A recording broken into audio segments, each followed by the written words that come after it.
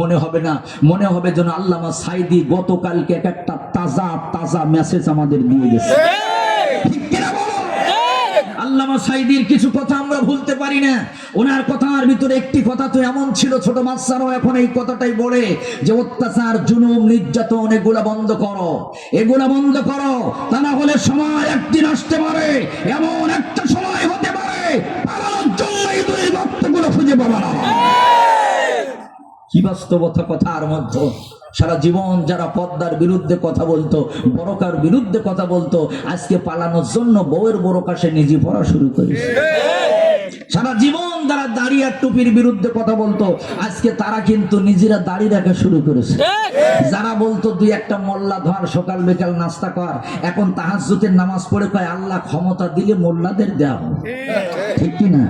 ক্ষমতা দিলেই মোল্লাদের দাও, তা না হলে এ দোকান থাকবে না। ক্ষমতা দিলেই মোল্লাদের দাও, তা না হলে আমার এই কলকারখানা, আমার এই ঘের বাড়ি থাকবে না। কতক্ষণ ঠিক কি না?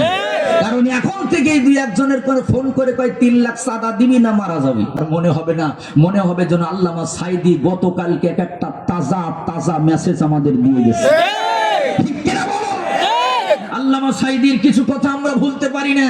ওনার কথার ভিতরে একটি কথা তো এমন ছিল, ছোট বাচ্চারাও এখন এই কথাটাই বলে যে অত্যাচার, জুলুম, নির্যাতন এগুলা বন্ধ করো, এগুলা বন্ধ করো, তা না হলে সময় একদিন আসতে পারে, এমন একটা সময় হতে পারে পালানোর জন্য এই দুই রক্তগুলো খুঁজে পাবা না। কি বাস্তবতা কথার মধ্যে।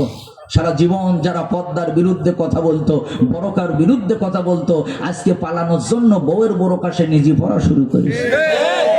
সারা জীবন যারা দাড়ি আর টুপির বিরুদ্ধে কথা বলতো, আজকে তারা কিন্তু নিজেরা দাড়ি রাখা শুরু করেছে। যারা বলতো দুই একটা মোল্লা ধর, সকাল বিকাল নাস্তা কর, এখন তাহাজ্জুদের নামাজ পড়ে কয় আল্লাহ ক্ষমতা দিলে মোল্লাদের দাও।